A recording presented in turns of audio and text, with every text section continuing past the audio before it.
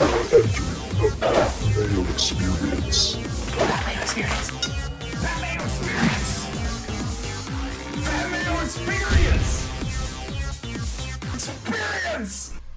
Welcome to the Pat Mayo Experience, presented by DraftKings. Sub to the channel and smash the like, and we're continuing our series about media layoffs. Fun topic for everyone out there. Everyone losing their jobs, yet more money in the space than ever before. Where is that money going? And I have a pretty good idea about it. And it's funny because I might as well bring you in right now. Andrew Paterson of Hustlerama on Twitter, hosting a show out in Winnipeg. I thought you were you're always an example that I use about this. So I figured, why don't I just get you on and talk about it? And we can talk about whatever the fuck you want to. But can you take people through your backstory a little bit before you started this channel? Because I think it's really interesting and kind of it's a huge turning point for a lot of people, because I had this turning point, you've had this turning point, and I know that a lot of other people, especially in the content sports media space, have been at this particular point, and some make the leap, some don't.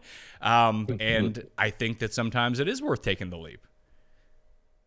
Yeah, Pat. Well, thanks for having me. Yeah, I was the drive host from the beginning of TSN 1290, the TSN All Sports station in Winnipeg in 2011, until they unceremoniously shut the station down on the 9th of February in 2021. And that was the first layoff, like city to city. They shut the Vancouver station down, they shut Winnipeg down, and they shut Hamilton down. And what was kind of surprising about it, which I think caught us really off guard, is that of all the TSN stations, ours was one of, if not the best performing station by ratings in our market. And up until shortly before it happened, we were also the broadcast partner for the Winnipeg Jets. They did move on from that deal in the last year of a 10-year deal. And I guess in retrospect, we probably should have known that maybe that was going to lead to some bad news, although it was sold to us that now that they didn't have this large outlay of however much the radio rights were every year, that the station would be easily profitable, and we were in good graces. So anyways, I had a great run, built up a good following here in Winnipeg, focusing on, the Jets and the Bombers and, what a local sports station does.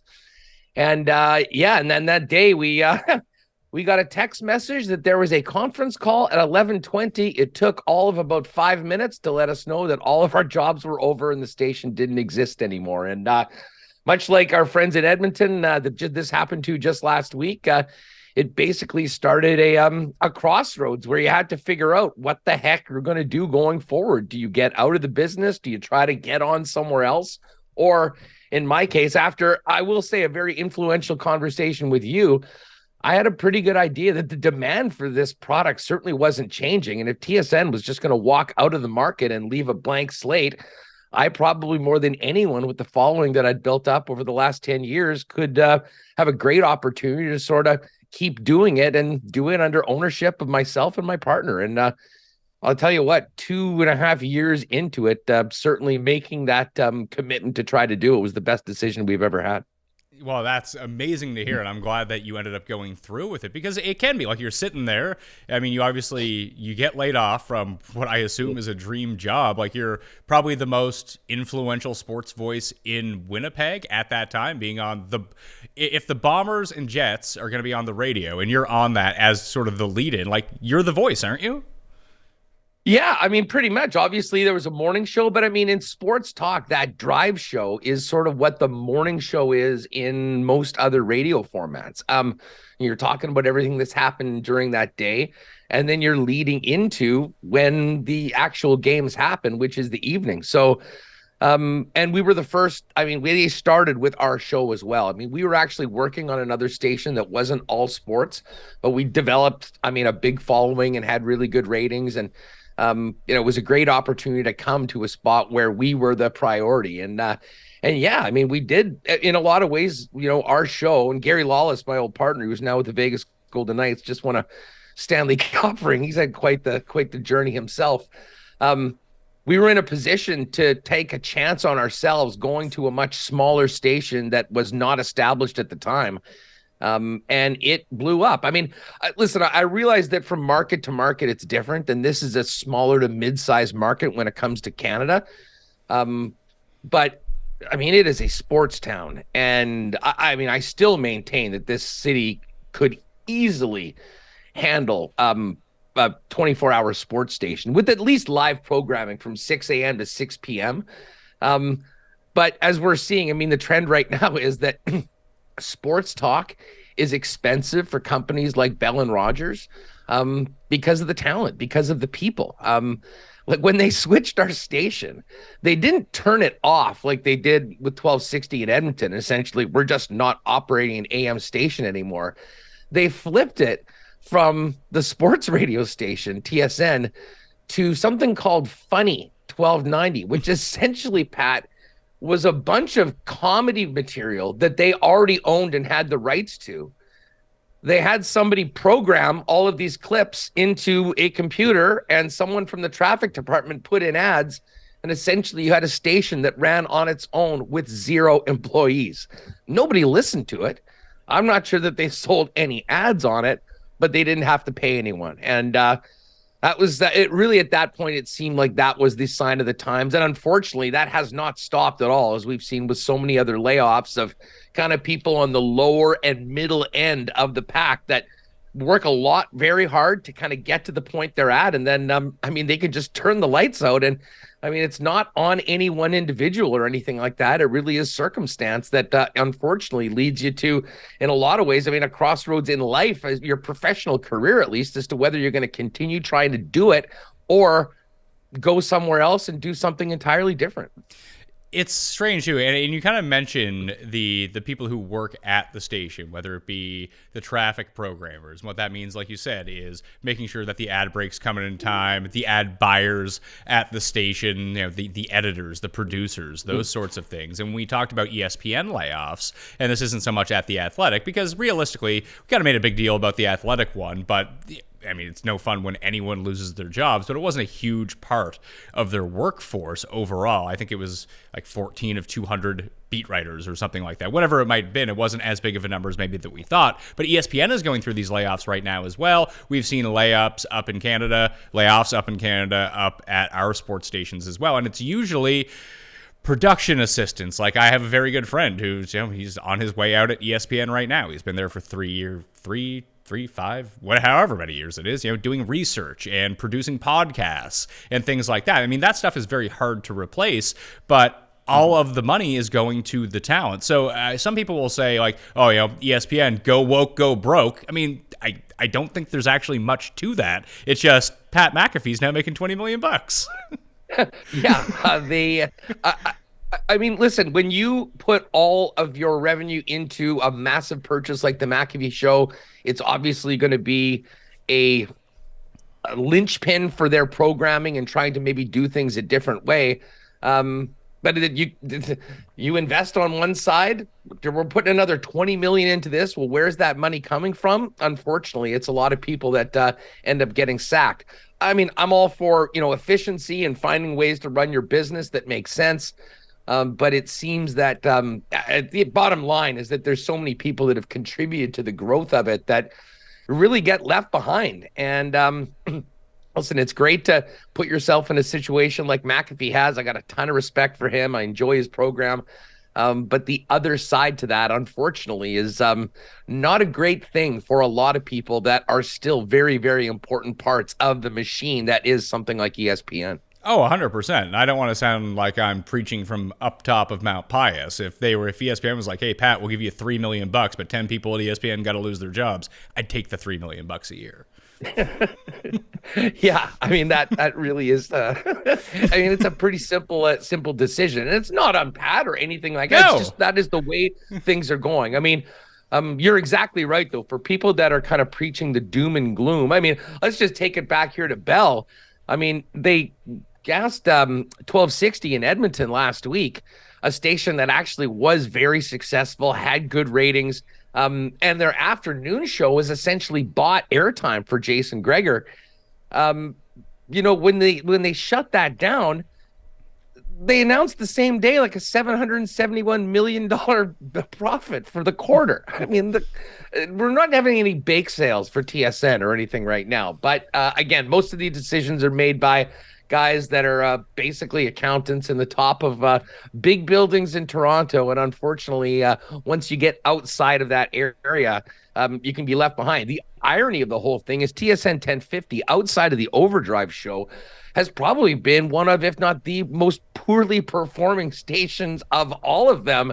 And yet it's still there because, of course, it's at the headquarters. And I'm not sure what the optics would look like if they got out and canceled their own station right underneath their headquarters and basically in the biggest market in the country. It's really funny too, because that's sort of what I always heard, even going back to like 13 years ago when I had a lot of friends who were working at TSN Radio. So for those who don't know, in Toronto, the Fan 590, there's two giant media companies within Canada that both own sports stations. There's Bell, which owns TSN. There's Rogers, that owns Rogers Sportsnet. They also own the Blue Jays, so they have a lot of live rights. They bought the NHL package, which is huge business here. TSN owns like curling and the CFL and things like that, which are big packages in terms of overall live sports rights and getting people to tune in. But the radio product in Toronto has always been the Fan 590, has always been the big radio station. And then TSN made this gambit like, oh, we'll start our own.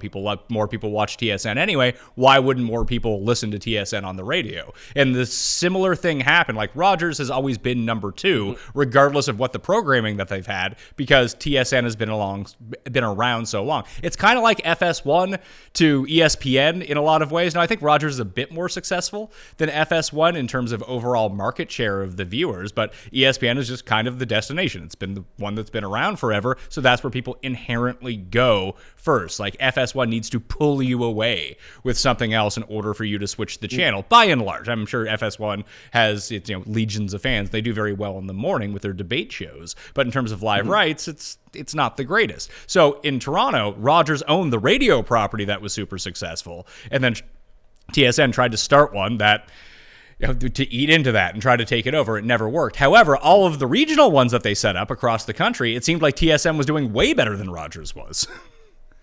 Yeah. Well, I mean, there wasn't many.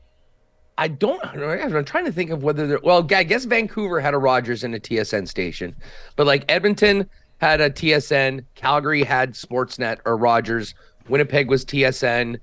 Usually it was sort of one or the other. And when Vancouver went down at the same time that we did in Hamilton, that was sort of a sign that, even in a place like Vancouver, it was tough to make money or operate with the two stations. I mean, I remember when things happened, and you know what, getting back to what it's like as a younger person that's worked so hard to be in that situation and loses the job. I actually got a call the next day from Rogers to go to Calgary. And you would think, Pat, that, when there's only two players in the game and you just get whacked by one of them, you get a call like that you're going to hang up the phone and 99% of your focus is going to be on, okay, how do I make this happen? How do I stay in the game? This is great that I got that. And to be frank, I finished that call. And again, you're still sort of like punch drunk from the shock of having your station down and thinking about your future.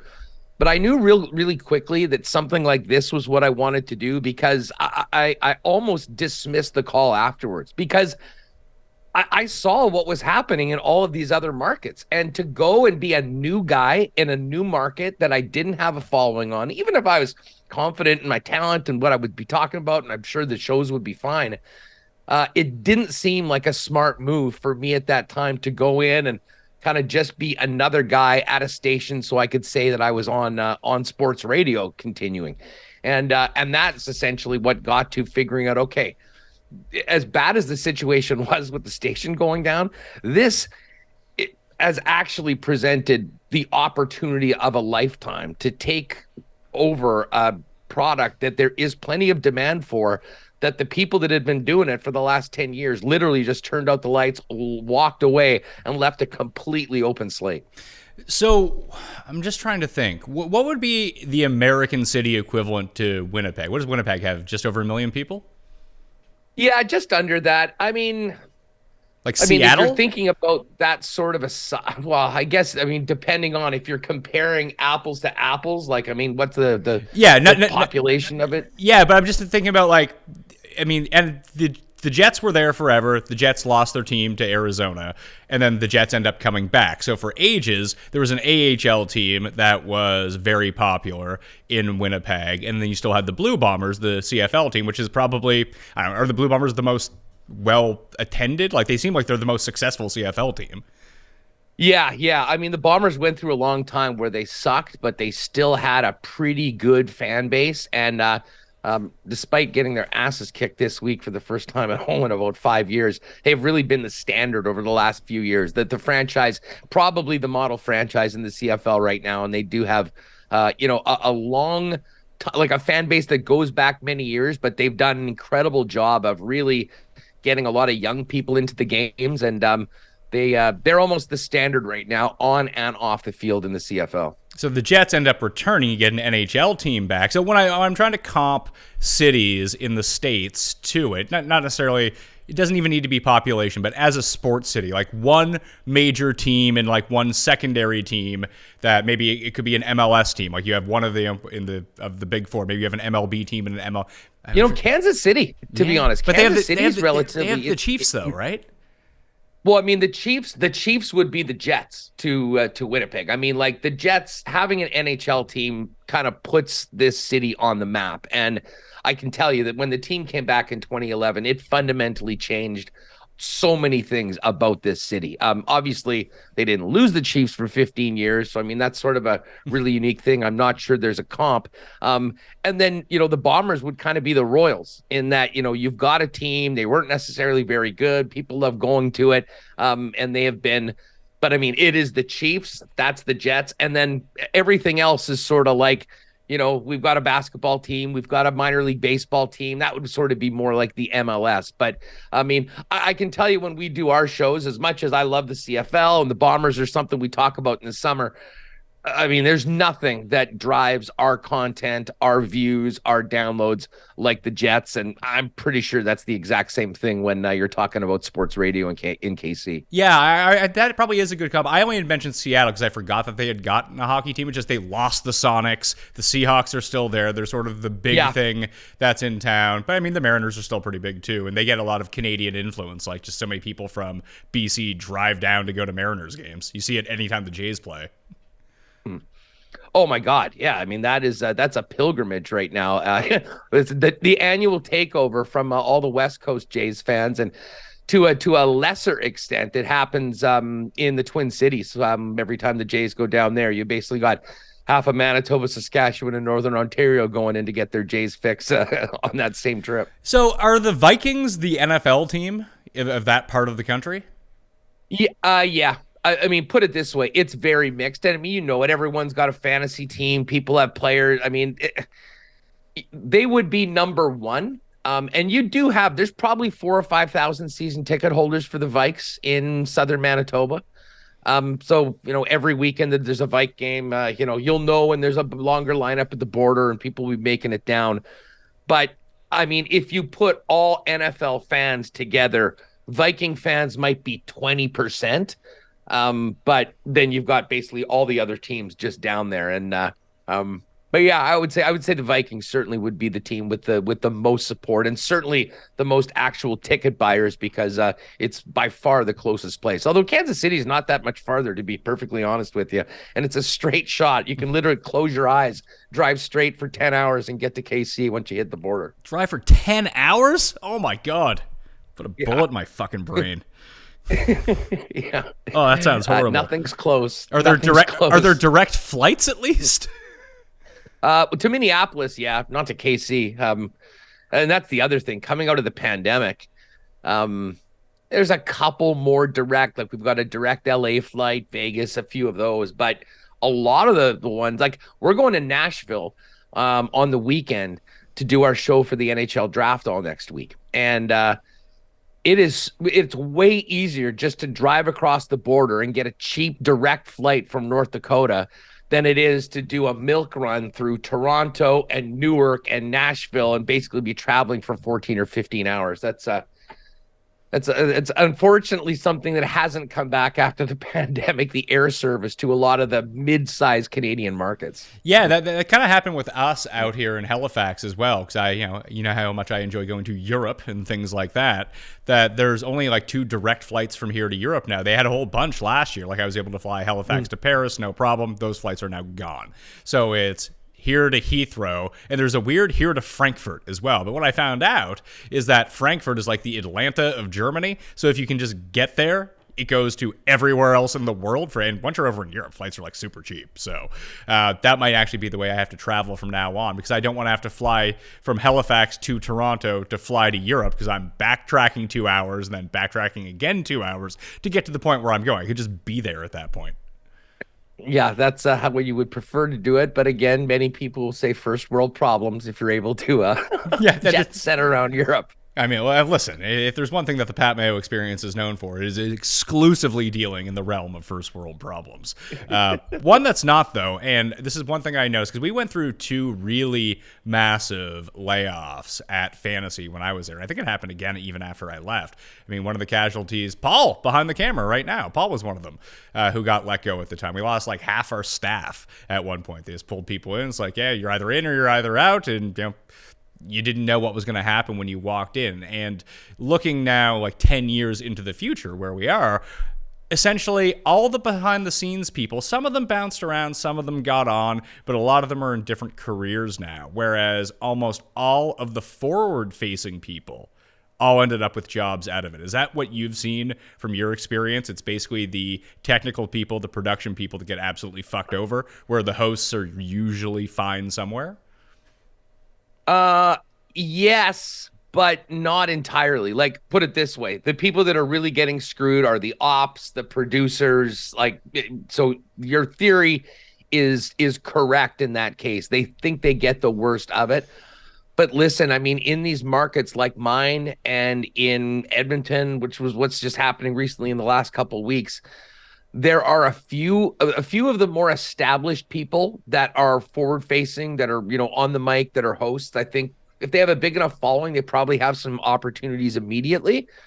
But I mean, the middle ground or the younger people that are there, not so much. And the bottom line is there's just simply only so many gigs. And especially if you're talking about sports is kind of niche, right? And if the sports station's done, that was about 80% of the sports jobs, if you will, in a market. So you either need to reinvent yourself, go into doing something specially. I mean, obviously with technology, and you're a perfect example of this right now, and obviously what we're doing as well. I mean, there are ways and means to continue cranking out the content.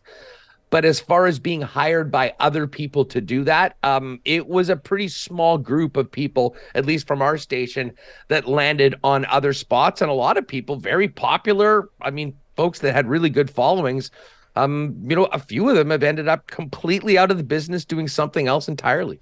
I guess maybe my point is a little bit different, and my experience is a little bit different, because we came from a fantasy sports and gambling channel that all of the gambling companies and content providers are so starved for anyone who can get onto a camera, and they don't even need to be a good bettor. They just need to make it seem like they understand how betting works. Like, it's a very low bar in order to break into the gambling space at this point, because you see people on TV, on videos, no matter what it is, like, they literally have no fucking clue what they're talking about. And it shows, like, immediately when they open their mouths. And that doesn't necessarily mean they're a good bettor, bad bettor. It just seems like they've never bet before, which is inherently the problem. At least with the on-air people that we had, it wasn't required that people bet, but there was a reason that people worked at the stations, because they like to bet.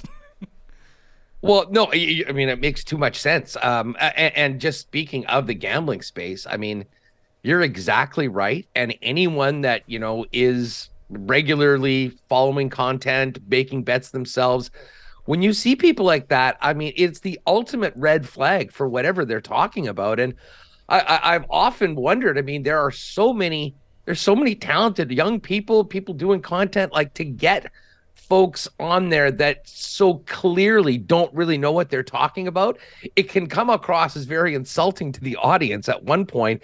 And it seems like just a complete missed opportunity to get people, or frankly, just negligence, if you will, of the folks that are putting those people in those spots that frankly are almost set up to fail if they don't have if you don't really know what you're talking about and can't passionately do it, it's probably not going to look very good. Absolutely not. And listen, you can always condition yourself, learn about it, and then come off. And listen, if you do enough research, you're going to come off as someone who knows what they're talking about because you've actually put in the time. And I don't need my people that I'm listening to. I mean, I don't listen to a ton of gambling podcasts. I do one, so I don't necessarily need to go out and listen to other ones. But yeah, it's great when the host is betting $10,000 a bet or $5,000 a bet. I don't need you to be betting your life savings on every single bet. Just know how it works. That's all I ask for. For sure. But to be honest with you, I mean, guys, the sharpest guys in the gambling space will be hot at one point. They'll be brutal at others. I mean, the beauty of, your show and the chemistry you have with Jeff and Tim, and, what I do with Dusty, you need to have people that are passionate, that are fun, that, are creating content that win or lose is enjoyable, entertaining, keeps you coming back because you almost like spending your time with those guys. I couldn't tell you, to be honest with you, who of all the people in the spaces is the sharpest ones. I can tell you the funniest and most entertaining programs to listen to because those are the ones that I consume.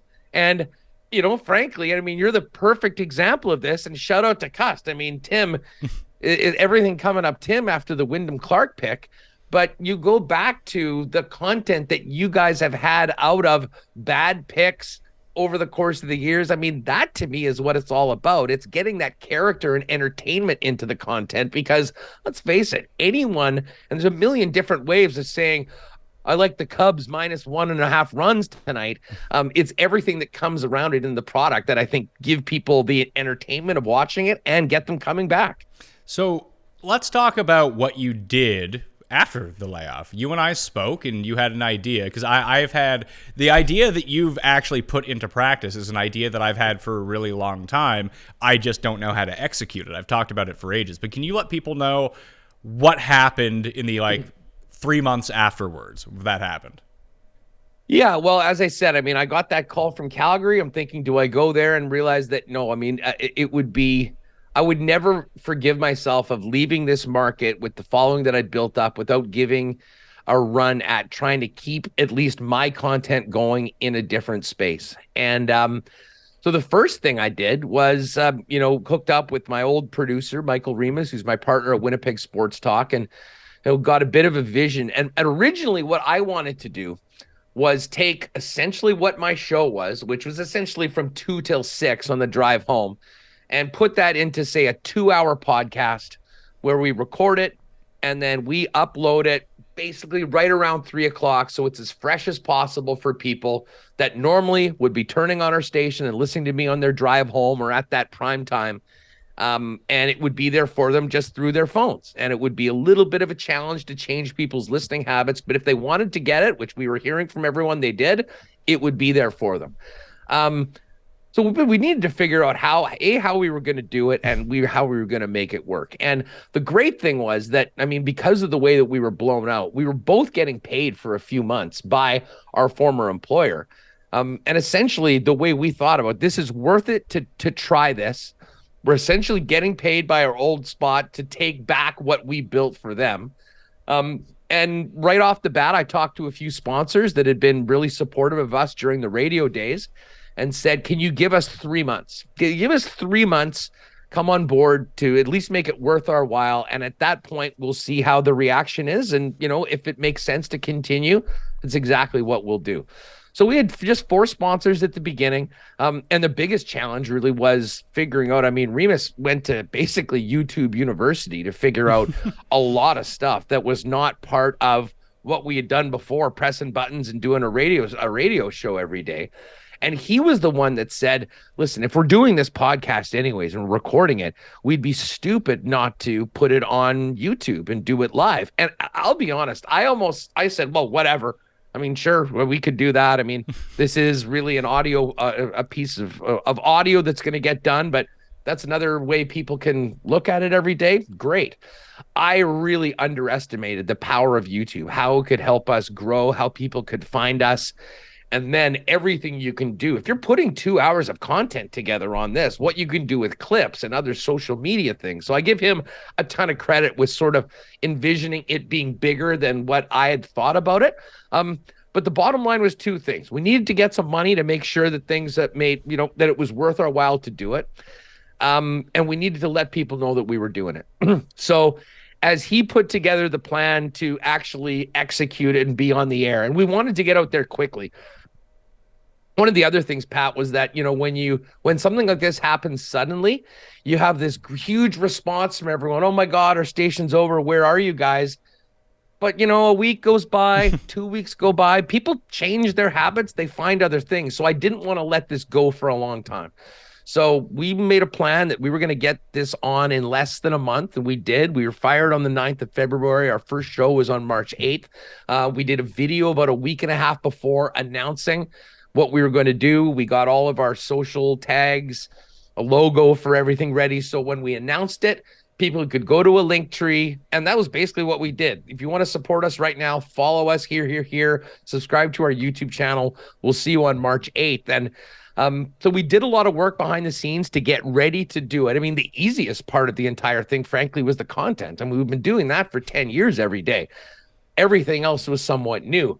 So, you work through a few things, you get on the air. We had a great response right off the bat. And what I didn't anticipate was just kind of how thankful so many people were that we were doing what it took to kind of keep this content going. I mean, there's a special relationship between sports talk listeners, their station, the on-air people.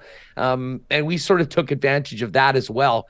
And they became our biggest boosters. And it's hard to imagine, actually, it's starting off any better than it did. And then from a business side of things, like we had 4 people that were behind us that had given us 3 months. Well, I mean, very quickly, the first few weeks, I mean, the inbox was going, tons of other companies that wanted to find a way to support us. And we've just gradually grown. The one thing that we haven't done yet, which is sort of, and we will be doing this heading into next year, was adding more programming around it. I mean, at a certain point, that was our plan, and it has always been, but we really wanted to establish it and keep building our daily show.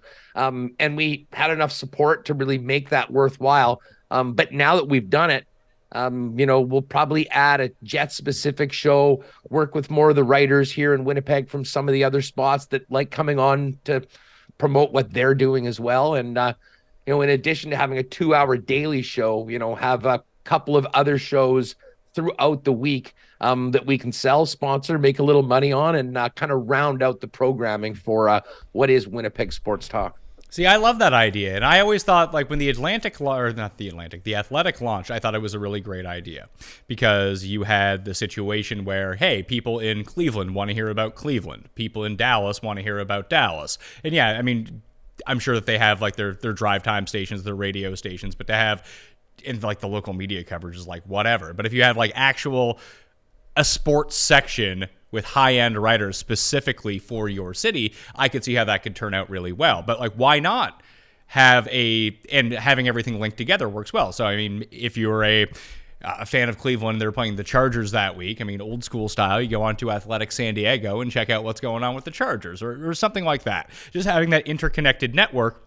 And then allow yourself to have like one head ad buyer who can sell ads for all of these different places along with your local buyers. Why wouldn't that work like the Athletic model in terms of YouTube and podcasting as well? Like just have one basically main station. I know The Ringer does a little bit of it. ESPN has done a little bit of it. But just have one giant network of, hey, here's the Charleston channel. And like, it's all free. Like you make all your money off ad buys and you would essentially try to run it.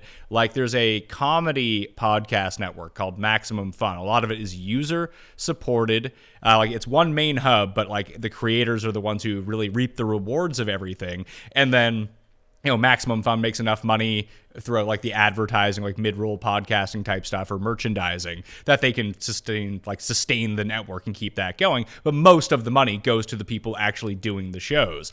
You could, I guess, find yourself into a situation where, the guy that you hire or the people that you hire to do the show in the city suck and you have to replace them.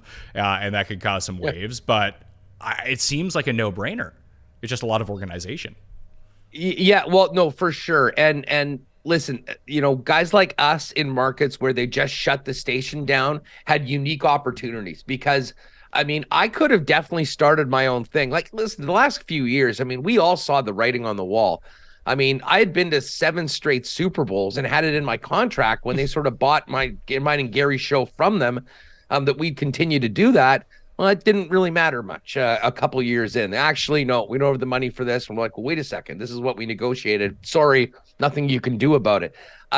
We've saw the way things were going. And I had thought at times, maybe you could go and just do my own thing. There's no way we would have been able to have the success that we had as quickly without taking advantage of the fact of them just shutting down and having that chasm. So I will say that, in some of the markets where there already is other sort of content, it's more of a challenge. But the bottom line is, if you do it well, if you do it with people that have good followings that really connect with the audience, it's absolutely possible. I can pretty much guarantee you that there'll be something like what we're doing popping up in Edmonton. We know a lot of those guys. They've kind of seen what we've done over the last 2 years and known that it was very likely that their station would fall down the same way. And I think they were somewhat prepared for it. And the one guy, based on what you were talking about, the one group that I think has really maybe tried to do that a little bit more and spread their wings is the Nation Network. They got a big influx of capital, I think $15 million from a company called Playmaker. So they had the Oilers Nation site, Flames Nation, Canucks Army. They're far bigger in the Alberta, specifically the Edmonton market, than the others. But even in the Calgary market, Boomer and Ryan Pinder, who were the morning show on Sportsnet 960, their station, they left without the station being shut down. They're now doing a show, for the Nation Network, and it seems to be doing quite well. So, that's probably a much larger, higher level than where we are at right now, just because of the amount of money they came in. And they've talked to us about getting involved.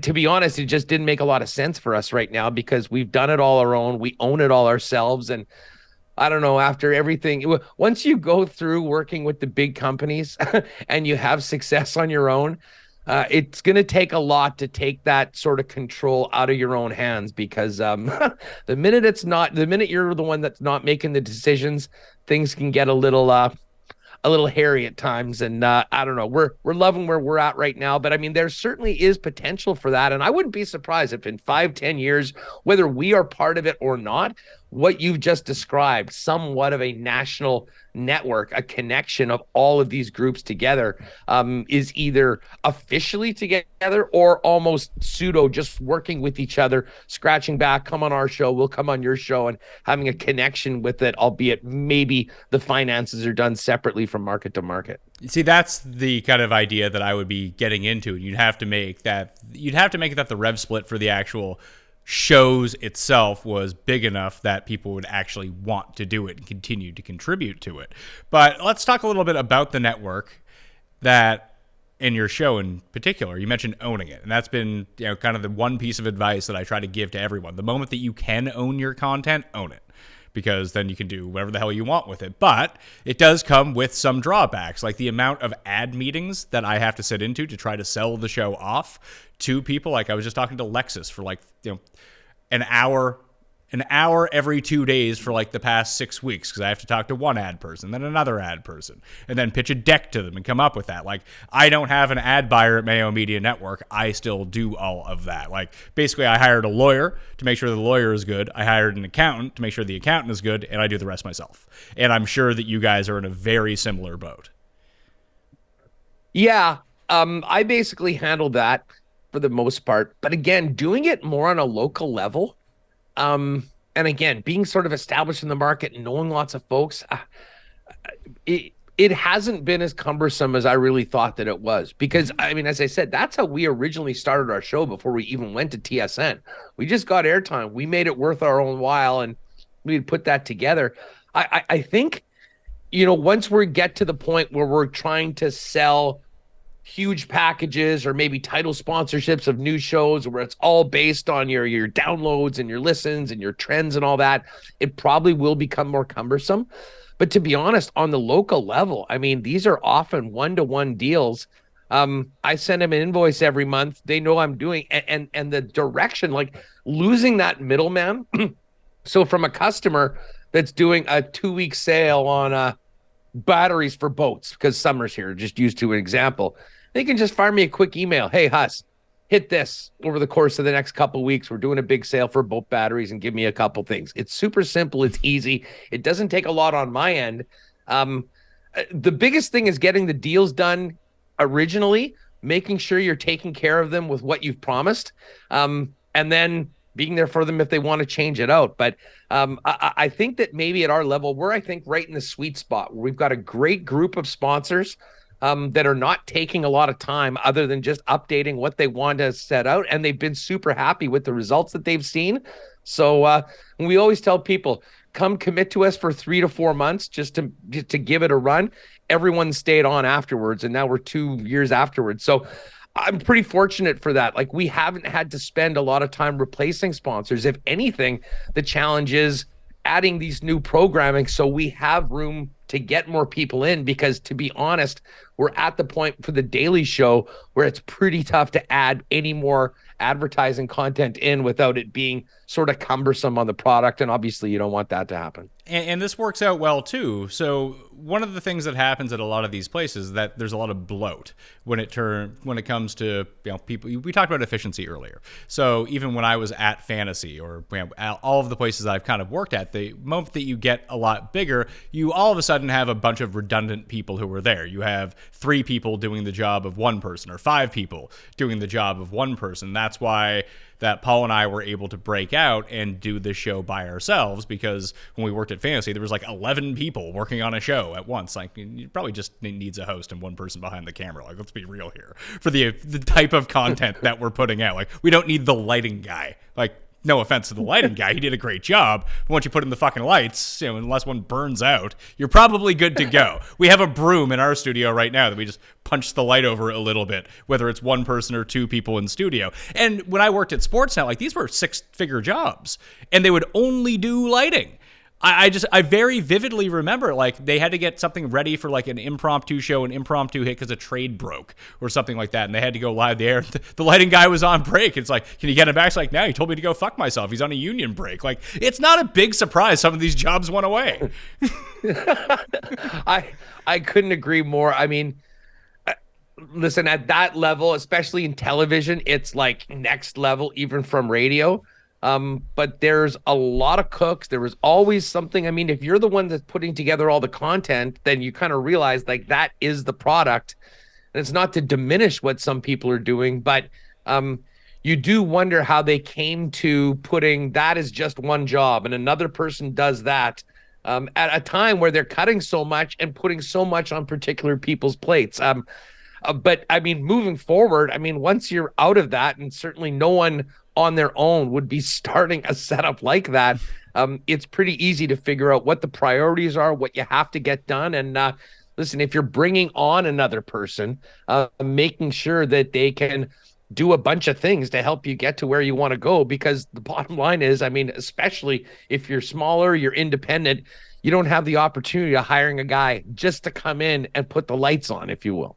Exactly. And if you do, that usually costs a ton of money. So where I'm seeing with you guys now, if you're expanding your coverage because more sponsors want to get in, you know, you run the risk of diluting your product a little bit unless the product is really, really good. Like, we've had some trial and error at Mayo Media Network, trying out new shows, new sponsors, whatever it might be. And I'm very satisfied with the amount of stuff that has hit well, and that stuff has stuck around. There's other stuff that we've tried that hasn't stuck around because it just didn't work all that well, because you need to have the right people at the right time to be able to do this. But you're seeing it now. You see these big companies that may or may not be turning a profit, laying off everyone and shutting down their studio, leaving, you know, a bit of dirt and rubble on the ground. You guys come in and, you know, put a test case in, it's working, and now you guys are a small business that are growing, and now you're hiring people. And I guarantee you the jobs that you will provide for these other shows, be it for on-air people, production people, whatever it is, you're not going to hire too many people, and the people that you do hire will probably get paid pretty well.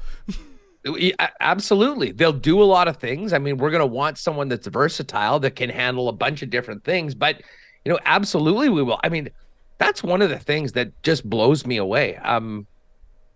When you find out, kind of how low paying some of the jobs are with these big companies. I mean, you have to see these young people. Oh my God, they got this dream job. They're, doing Sports Center on the weekends.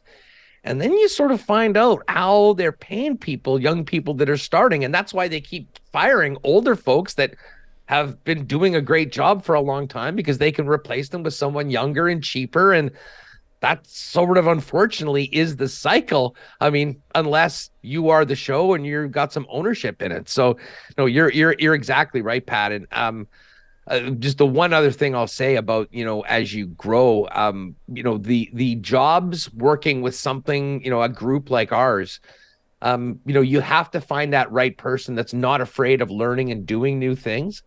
Because if you do get that, like when we put a third person in with myself and Michael, the different responsibilities that they will be able to take over, help, benefit us, will certainly help us. But I think from an experience standpoint, preparing them for what they're going to be doing in 2 to 3 years, they'll have the ability to have their hands in so many things working with a smaller operation like ours than they would being pigeonholed into a particular job working with one of the big companies and not having a lot of control over any upward mobility in their career. Oh, for sure. And then they can take the skills. And there's one thing, like when you hire someone, I've had this a bunch, whether it be hosts, whether it be producers. Like Paul and I have our thing here in studio, but there's been probably like 40 people that have come in and out of Mayo Media Network. And I just kind of sell it to people. It's like, hey, you're going to do a lot of work here in terms of the variety of what it's going to be. Use this as a stepping stone to go, if you're a host, to go get a bigger show. I mean, I'll pay you well. You can go get more money. Go get more money. Like, that's awesome.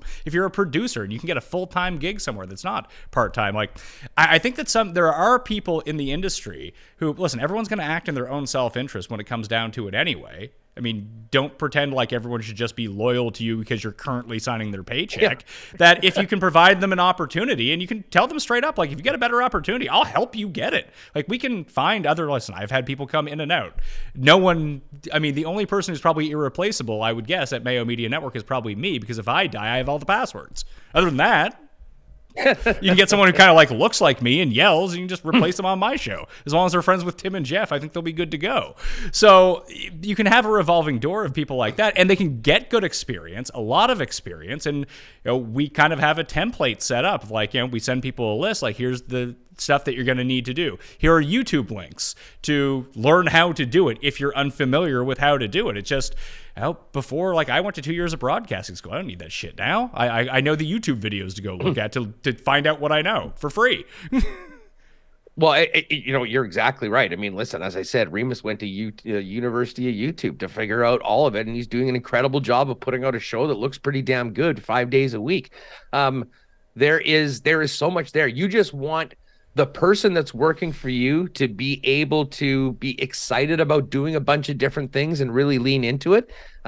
Because like the benefits to them, to you, and to the company are so much more when you have a smaller group of people that are really incentivized to take it to that next level, and knowing that everything they're doing and everything they're learning on the job is going to help them, whether they stay with where they're at right now or do their own thing in advance. I mean, let's face it, there's going to be a lot more people doing the sort of thing that we're doing right now 5 and 10 years in the future. I don't think there's any doubt. And, for a younger person that's coming out of a broadcasting program or some sort of a radio and TV, I mean, I don't even know what to tell those people right now, other than, find a spot where you can really grow yourself and maybe get on a path to doing your own thing. Because I hate to say it, but the jobs that you dreamed of getting when you were in high school and planning to go into those programs just simply don't seem to be there. And they're certainly not secure.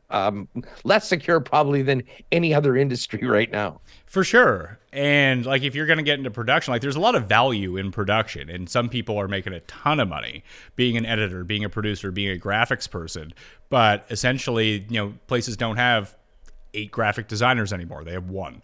and they make templates for other people to go fill out that you can hire at a cheaper rate at the bigger places. But if you can be in-house somewhere and have those skills where you can both edit, create moving effects, and do Photoshop, like all of a sudden you're like the most valuable person on the team.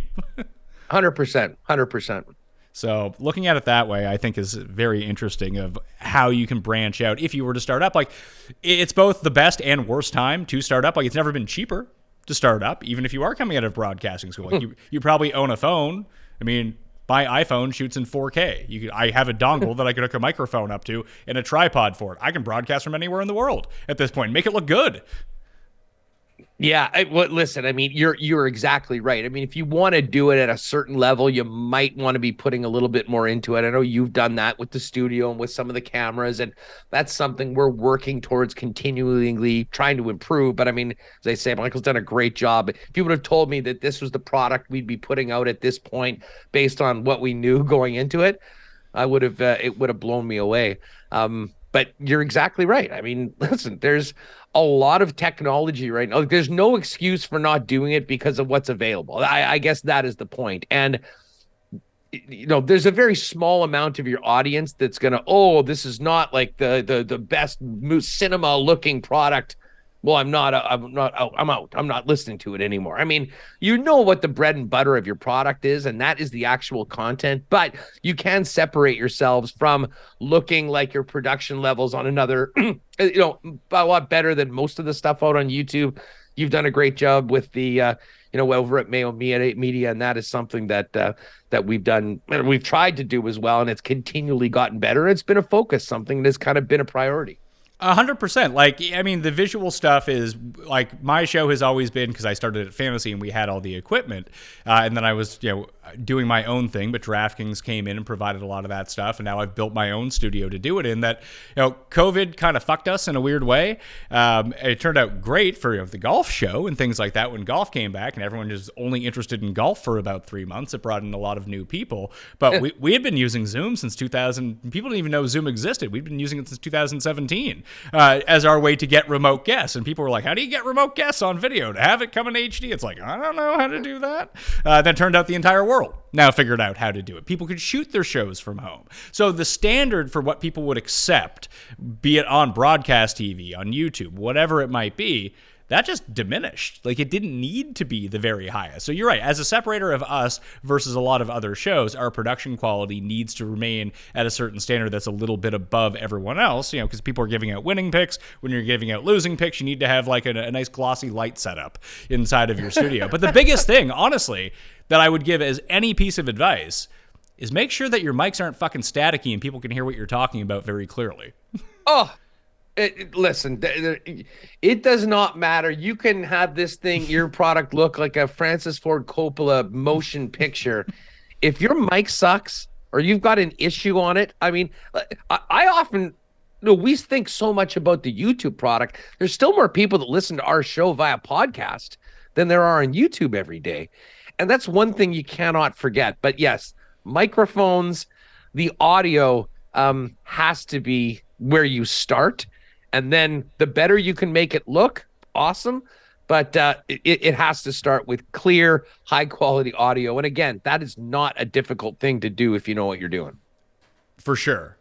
And we're in the same boat at the Pat Mayo Experience and all of Mayo Media Network. All of our audio shows get exponentially more downloads and listens than video views. Now, the good thing about doing video, I mean, for you guys, you can do it live. So anyone that doesn't want to download the podcast and wants to listen in real time, they buy some YouTube Premium or get one of those third-party apps, just have it open on their phone. They can listen to it like they're listening to the radio. Most cars, you can probably get YouTube on as like one of your dials on it now and just stream it live. And that works out perfectly for you to reach an audience. And there's no real SEO value in a lot of podcasts. So being on YouTube and being in Google, like, even being in the, I remember Tambo was asking me, because when they started to ship it Nation, he's like, we don't really care about the monetization of our YouTube channel. It's like, we're not going to make like millions of dollars off of it. So like, why even have it? I was like, it's actually important to do if you want people to discover your show, because YouTube is more favorable to shows that turn on YouTube and don't have copyrighted stuff, like just weird shit like that YouTube being owned by Google and then having your name pop up in Google searches and being like, the highest, I always call it like a G-list celebrity, that if you can type in something and you pop up into Google, it's such a benefit to you, your brand, your show, and the expansion of your audience that, I mean, it's not incalculable. You can probably pretty much draw a direct line between this and moments in time when you do pop up of how much your show actually expands. Dude, you're so right. I mean, for us, I mean, there's so many people that find us through just putting in Winnipeg Jets. I mean, you putting in Winnipeg Jets or Winnipeg Blue Bombers, chances are at the top or right near the top is Winnipeg Sports Talk with our latest stuff that we've been doing. And that is a big part of, the growth that we've seen. And the other thing that cannot be underestimated by having, by doing the live show the way we do it. And I'm sure you would agree with the feedback you're getting from folks on especially the golf shows that you do and football, the stuff with Pat and with Tim and Jeff, is we've created a new community of sports fans in Winnipeg that literally come together every day when we're on the air, and sometimes they're going at it and talking about shit that we are not even discussing on the program. I mean, it can get completely off the rails, but they're all there every day. They feel a part of it as well. And that's something that I mean, listen, we all loved, some people loved, some people didn't, the crazy callers after the game. I mean, that was sort of a big part of sports radio. Now, we're not putting all these people on the air, but everyone feels that they can come in an area where there's a few hundred sports fans that are interested in the same stuff that they've been thinking about talking about with their friends, and put their hottest of takes back and forth. And sometimes we'll talk about it on the air, but at least they can do it with themselves. And the starting that community, it was something that I hadn't even thought about. And, then we'll do Winnipeg Sports Talk events now. We've had a few bar nights, a sports trivia night. We're doing a ball game. And these people all come together and they feel like they're friends because they've been hanging out every day. And it's something unique. And I think the pandemic probably has part of it as well, with people connecting in different ways. But YouTube, that's just something that doesn't happen on podcast. So that's another area that we didn't really anticipate, but has been a massive part of, I think, the enjoyment and the growth of the show by a lot of people that are regular listeners or viewers with us every day on the program. I think that's something that Morency has done really well over the years, cultivated that sort of core audience that feels like a community around his product. I do find it really funny, though, because what you guys have done is essentially replaced a TSN radio product, except you get to make all the money off of it now, not Bell. Listen, that's it. That is it. And Pat, and it's great, and we laugh about it. But that's when I said to Reem, I said, let's give this a chance. If nothing else, they're paying us for 4 or 5 months, or however much we got when we got, bought out or blown out, depending on how they come in. We're going to take this and we're going to work our asses off. We're going to build up something that essentially takes back everything that we built over that. And that is really what's happened. And listen, at the same time, we're seeing what's happened in newspapers. And like next week, myself and Michael, we're going to be in Nashville all week. This could be the craziest week in Jets history. I mean, for folks that follow hockey, I mean, Pierre-Luc Dubois, Mark Scheifele, Connor Hellebuck, I mean, the Jets' top players, all potentially being traded. So the interest has never been higher. We're going to be there, boots on the ground. The Winnipeg Free Press isn't sending anyone. The Sun isn't sending anyone. Sportsnet has one of the best writers on the Jets around. He's not going to be there. So we are going to be there. And it is just such an interesting changing of the guard, how these companies that have been in business for a long time can't identify how important this is and make it work to send one of their people there. But I do an extra little side deal with one of our sponsors that kind of covers our bills, and we're going to be able to go for one of the biggest and most important weeks that we've had. As things diminish when the more traditional media is, there is so much more opportunity for independent operations that are consistent and respectable. And it's going to be really interesting to see how that goes for us. I think it'll be one of the biggest weeks, if not ever, for Winnipeg Sports Talk, just with what we're going to be able to produce from Nashville. And the fact that a lot of the traditional markets won't be there is just going to help us, I think, even more grow it and make it worthwhile. Well, just how many in total? Were there 3 of you going or just 2 of you? There's just two of us, Michael and I. All right, so the cost is way down. Like if the Winnipeg, if the Winnipeg Free Press was going to send someone, they would just be writing about whatever. So you'd send one person, but they're going to go do any media, especially like Sportsnet, for example. If they sent the Winnipeg guy, well, then you need a field producer to go with them. You need a cameraman to go with them. You need them to go. Then you have to pay for the time to go to the broadcast truck to use the satellite to send it back. Like. They don't have to do it that way, but that is how they do it until they can break that mold. It's going to be self-funded people. You went to the fucking World Cup. Yeah. That was an opportunity that came out. I still, can't believe that. I got a call saying, hey, we just done a sponsorship deal with the site that I do a lot of work with. And the guy goes, hey, would you be interested in doing your show in Doha in November? And Pat, honest to God, I had to go to Google. I'm like, where is Doha?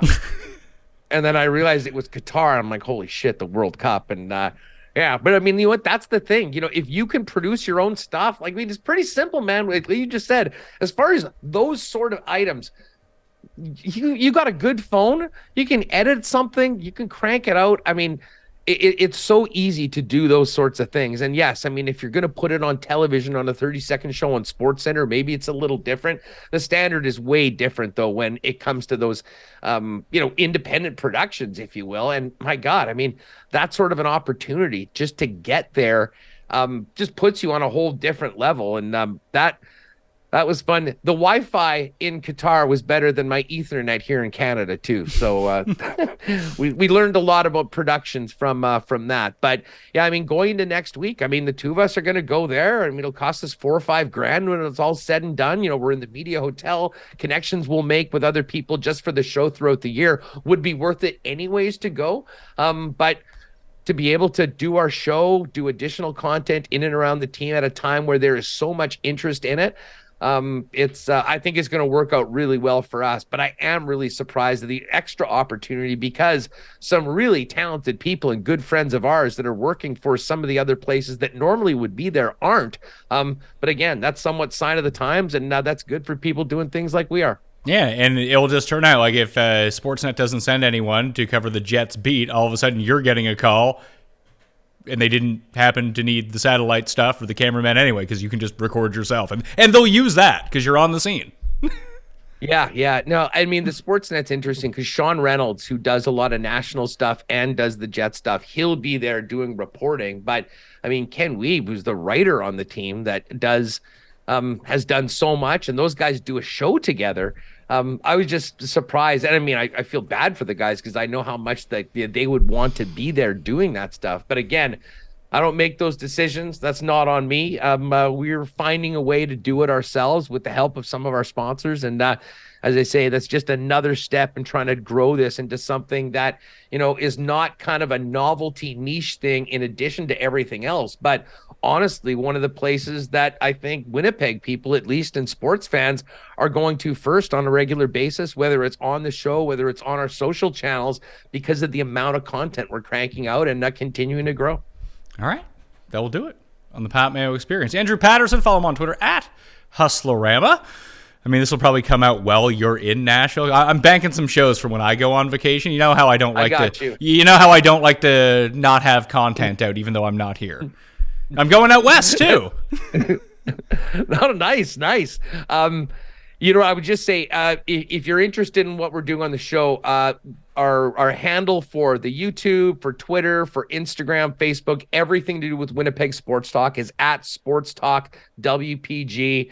If you want to hear guys obsessing about the Winnipeg Jets every day and a bunch of other nonsense, join us. We're live 1 p.m. Central, Monday to Friday. And that is the one thing, and I'm sure you would agree, Pat, that I would tell anyone starting this, there is no substitution for consistency. You got to set a schedule, you got to commit to it, and you got to do it day after day. And it's been a hell of a lot of fun doing it. Thanks a lot for having me, man. This is a great chat. Yeah, no problem. Yeah, I think that's a great piece of advice and something that I've always kind of lived by as long as I've had my show. Even when I was working at other places, that I made sure that there was a very stringent schedule, that if you actually want to do this and get paid to do this, you have to remember that you're still competing with 98% of people who are doing this for free because they love to do it.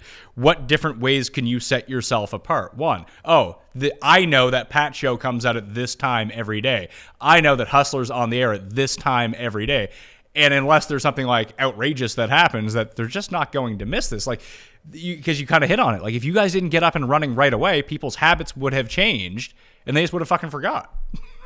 Yeah, I do it all the time with shows.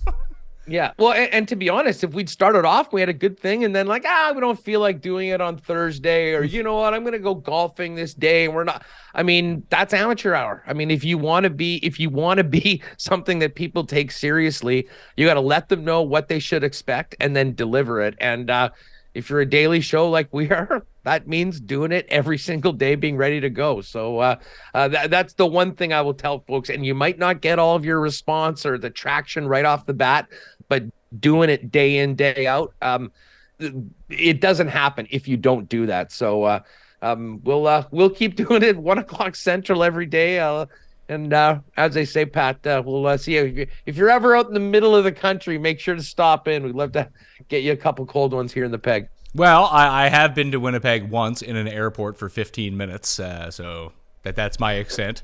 And my wife went there once for work, and I hate to say it, my wife's review was like, "Get me the fuck out of here." It was like December. It was like minus 40 or something like that. She's like, "No, thank you." Yeah, they were talking about, should the Jets have the All-Star game? No, we're not getting have the draft. Get everyone here at the end of June or July when it's awesome.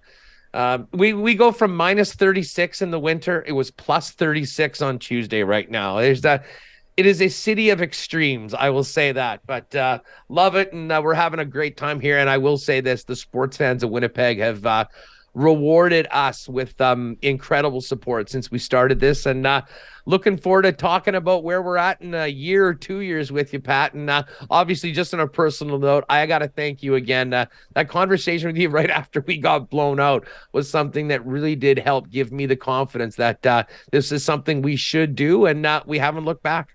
Well, I'm glad to see you thriving and leaving me in the dust and growing the channel. So everyone should go check that out. Even if you don't care about Winnipeg sports. Hustler's a good dude. You know, like you said, it's not so much about picks and the analysis. It's about hanging out, creating a community, and they have an amazing community over there. So go check that out right now. Smash like and sub to the channel to help us out and create our community while you are here. And that'll do it for me. I'm Pat Mayo. I'll see you next time. Pat Mayo Experience.